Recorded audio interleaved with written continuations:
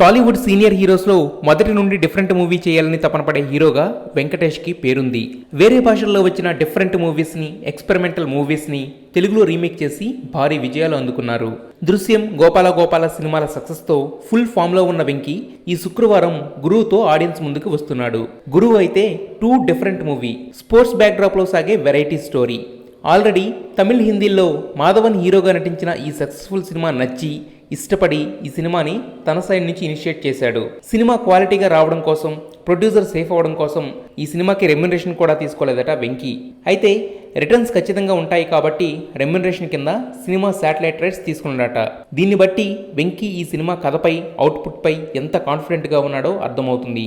పైగా first time గొంతు సవరించుకుని ఈ సినిమా కోసం ఓ మంచి మాస్ సాంగ్ కూడా పాడేశాడు. అయితే ఈ సినిమాని సురేష్ ప్రొడక్షన్స్ ద్వారా రిలీజ్ చేస్తున్నారు. లేట్గా వచ్చిన స్ట్రాంగ్ గా వస్తున్న గురువు వరస చూస్తుంటే హిట్ కొట్టేలా ఉన్నాడు.